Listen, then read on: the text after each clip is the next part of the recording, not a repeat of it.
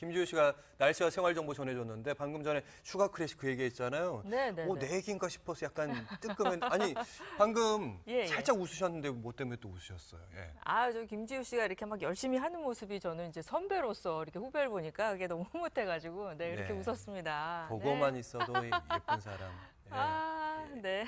이게 인복이 타고나는 게 좀 있어야 됩니다. 예. 네. 저희가 따뜻하게 좀 훈훈하게 좀 열긴 했는데 요즘에요 경제 상황 관련해서 뭐 금리 올라간다, 유가가 네. 뛴다 이런 뉴스들 예전에 접했을 때는 그 뒤에 몇 달 후에 막 영향을 미쳤는데 지금은 바로바로 이제 피부로 체감이 되고 또 이런 시기를 골라서 오히려 나쁜 행동을 하는 사람들도 늘고 있다고 합니다. 네, 이렇게 위축된 심리, 절박한 심리를 이용해서, 악용해서 그렇게 정말 이렇게 힘들게 만드는 그런 분들이 있는데요. 정말 그 서민들이 피해를 보니까 더욱 좀 속상한 것 같습니다. 네. 그래서 사실은 이렇게 뭐 끝자락까지 몰리신 분들은 이제 1, 2금융 넘어서 여러 가지 네. 4금융까지 고금리의 대출까지 끼는 경우들 많은데 그러다 보니 이제 생활고까지 겪게 되는 경우가 많습니다.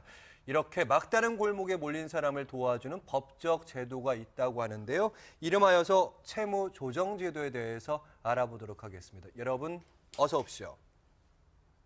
살다 보면 한 번쯤은 겪게 되는 금전적인 위기.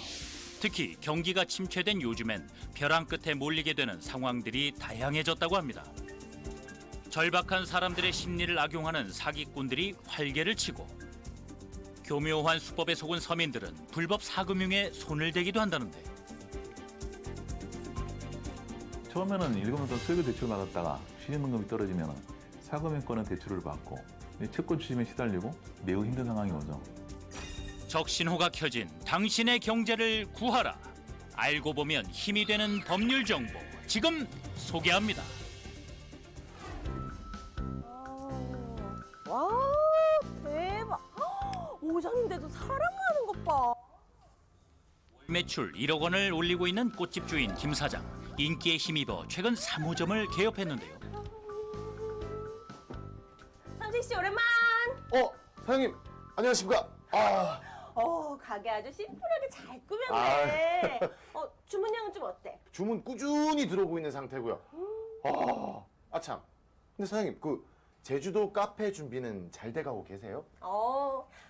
신 대표님 제안대로 카페랑 가드닝 결합했거든. 고층 건물로 아주 으리으리하게 세웠지 뭐야. 지금 내부 인테리어 중인데 나 얼마나 고생했다고. 벌써 꽃집 3개에 대형 카페까지. 정말. 유명 관광지에 세운 대형 카페마저 성공의 기운이 가득. 그런데 사흘 만에 국내에서 신종 코로나 바이러스 감염증 확진자 2명이 추가로 발견됐습니다. 코로나19 사태 장기화로 자영업자들의 휴업과 폐업이 늘고 있는데요. 코로나19로 급하강하는 매출. 김 사장도 피해갈 수는 없었죠. 사장님. 사장님. 삼식 씨, 여기는 좀 괜찮아? 1, 2호점은 지금 손님도 줄고 주문량도 완전 제로야. 누가 그래도 예상했겠어요? 여기는 온라인 매출 좀 있는 거지? 사장님 지금 여기도 코로나 때문에 지금 줄줄이 취소되고 있어요. 아니 그 전에 행사장에서 주문했던 게 행사가 다 취소되니까 꽃도 지금 다 날라갔단 말이에요 지금. 네, 신 대표님. 예? 카페도요? 어떡해. 정말.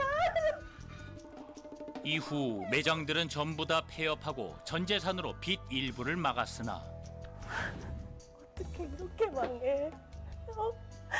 내가 그렇게 하겠다고 얼마나 열심히 뛰어다녔는데 어떻게 이렇게 망해?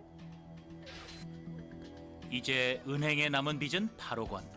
법원을 통해 파산은 했지만 남은 빚을 탕감해주는 면책은 받지 못한 채 신용불량자 신세가 됐습니다. 이럴 땐 어떻게 해야 할까요?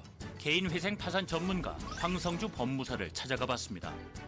먼저 빚을 갚기 어려운 사람들을 위한 채무조정 제도는 크게 3가지가 있는데요. 금융사들이 가입한 신용회복위원회를 통한 워크아웃 제도, 그리고 법원의 판결을 통한 개인회생과 파산 면책이 있어 자신의 상황에 맞는 제도로 신청한 후 통과가 되면 상환기간 연장, 채무 감면 등을 조정받을 수 있습니다. 그렇다면 김 사장은 어떤 제도를 이용하는 것이 유리할까요? 신용회복위원회 워크아웃은 신용채무가 5억 원 이하인 게만 신청이 가능한데 이 사례 같은 경우는 신용채무가 8억 원에 이르기 때문에 신용회복 워크아웃 신청은 불가능하고 파산 선고를 받은 자는 7년 동안 다시 파산 면책을 신청할 수가 없습니다. 따라서 이 사례의 경우에도 면책 불허가 사유를 꼼꼼히 검토한 후 개인회생을 신청하는 방법으로 채무를 정리하는 방법을 찾는 것이 가장 좋을 것 같습니다. 워크아웃과 개인회생은 조정된 금액을 일정 기간 동안 매달 갚아야 하는 것은 같습니다. 다만 워크아웃은 협약된 금융사의 진 빚만이 조정 대상이며 개인회생은 금융사를 포함한 모든 채무가 조정 대상입니다. 또한 상환 기간과 채무 한도 등이 다르기 때문에 비교해서 잘 선택해야 합니다. 일용직으로 가족의 생계를 책임지고 있는 정채무 씨. 어떡해. 고생했어. 아유, 고생은 무슨 고생이야. 아니, 자기 맛있는 거 많이 사주려면 내가 고생해야지. 누가 고생을 해? 아우, 진짜. 힘든 내색 없이 아내와 다정하게 살고 있는데요. 아, 이번 달 월급 있잖아. 응. 그 다음 달 초에 준다고 그러더라고. 왜? 아, 요즘 회사 형편이 많이 안 좋은가 봐. 아, 그래? 응. 뭐, 그럴 수도 있지 뭐. 아유, 1년 넘게 일했는데 설마 빼먹기 하겠어? 걱정하지 마. 하지만 남몰래 소가리를 하는 듯한 채무 씨의 표정. 그로부터 2달 후 누구지? 택배인가? 예, 여보세요? 예, 정채무 씨 아내분 되시나요? 네, 맞는데요. 누구세요? 누구세요? 돈을 빌렸으면 제 날짜에 알아서 딱딱 갚아야 할 거 아니야. 누가 돈을 빌려요? 예? 저희 남편이 빌렸다는 거예요? 뭐야, 지금? 되게 남편 정채무 양반이 2달 전에 나한테 400만 원 빌렸고 하루에 10만 원씩 2달 동안 갚기로 했는데 왜 소식 없어? 잠깐 다야 이 게다가 납부 독촉장과 방문 안내서까지 집으로 도착하고 마는데요. 당신 이거 뭐야? 그렇다고 일수를 써? 당신, 이게 얼마나 무서운 건지 몰라서 그래? 한 달에 400만 원 빌렸는데 이자가 벌써 1,200만 원 됐어! 걱정 마. 이제 어떻게든 될 거야 아마. 저기 다음 달엔 나오겠지. 아내와 일을 해도 막을 수 없고 계속되는 독촉에 피는 말라가고 급기야 회사까지 부도가 나고만 상황. 여보세요? 누구야 이거? 어디 간 거야 이거? 아픈 어머니한테 전화해서 돈 풀으면 진짜 너무한 거 아니야? 일수 대출로 삶이 괴로워진 부부. 대법 등록을 한 사람들은 연 지금 20% 이자제한법을 받아야 해. 근데 이제 일수채무 같은 경우에는 연 이자만 연 1,000%에서 4,000%까지 일주일이면 45만 원 빌려주고 난 다음에 80만 원 일수채무를 말하는 것이거든요. 그런 사람들. 불법이죠. 이거 불법이죠. 근데 그런 게 요즘에 너무 많아요. 위기에 처한 정채무 씨는 어떻게 해야 할까요? 만약 채무자인 남편이 소득 활동을 못하는 기초생활수급자이거나 최저생계비를 미치는 소득으로 생활한다면 파산 면책도 고려해 볼 수 있지만 파산 면책에서는 채권 추심이나 강제집행을 막아주는 금리 명령 제도가 없습니다. 따라서 채무자인 남편이 소득 활동을 하고 있다면 개인회생으로 채무를 정리하는 것이 가장 좋을 것 같습니다. 납부 독촉을 멈추게 하는 채권 추심 금지나 정지 명령은 개인 회생 신청서 제출 일주일 내로 받을 수 있고 파산 면책 신청 때는 면책 판결이 나와야만 가능합니다. 또한 파산은 사회활동 제약이 있기 때문에 책임을 면해주는 면책 판결까지 받는 것이 좋습니다. 그리고 협박과 폭행, 제3자에게 채무 공개 등은 불법이라는 사실. 일수업자에게 연락하여 더 이상 채권 추심을 못하게 막을 뿐만 아니라 일수업자와 협의를 하여 개인회생 채권자 목록에 포함시키든가 일수채무를 종결 처리하는 방법으로 채무를 정리하고 있습니다. 이러한 불법 독촉은 신고가 가능합니다.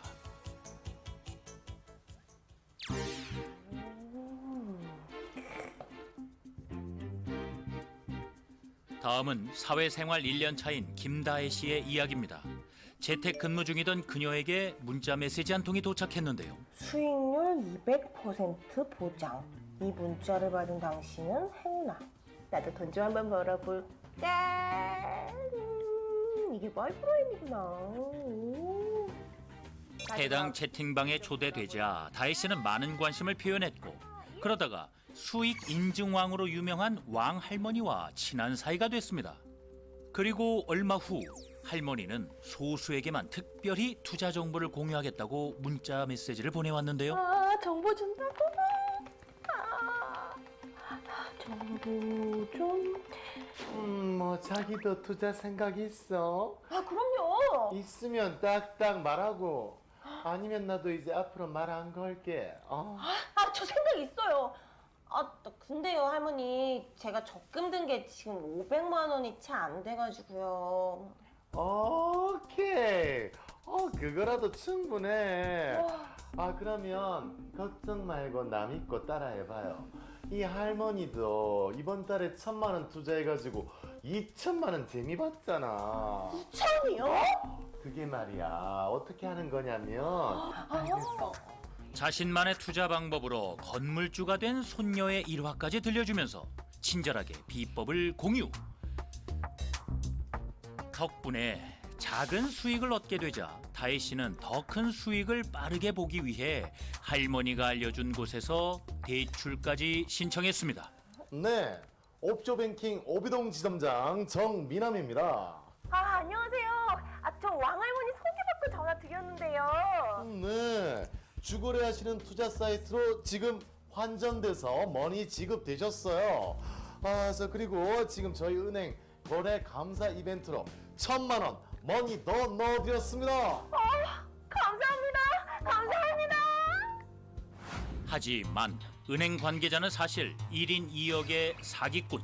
그에게 속아 모두 8천만 원의 대출을 받은 다혜 씨입니다. 어제까지 건강이 됐는데 미친. 할머니한테 그러자, 할머니. 투자했던 사이트가 사라지고 채팅방에서 강제 퇴장당하자 뒤늦게 사기임을 깨닫게 됐습니다.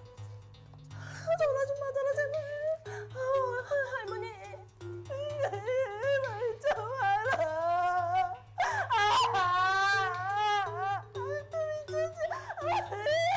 진짜 죽어요. 이럴 땐 어떻게 해야 할까요?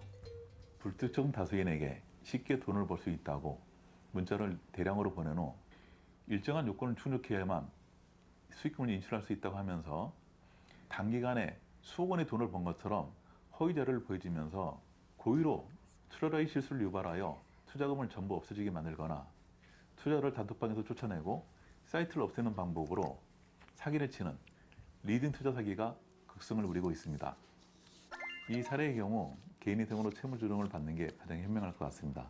가령 채무자가 서울에서 보증금 6천만 원, 월세 60만 원에 살고 있으면서 소득은 220만 원인데 사기 피해 등으로 1억 8천만 원의 채무가 있다면 1인 생계비와 주거비에 대한 추가 생계비를 포함한 142만 원을 공제한 나머지 78만 원을 3년 동안 변제하는 것으로 개인위생을 신청할 수 있을 것 같습니다. 이렇게나 다양한 사연들. 그럼에도 길은 있겠죠? 당신의 경제를 청신호로 바꾸는 채무조정 제도. 알면 힘이 되는 법률 정보 만나봤습니다.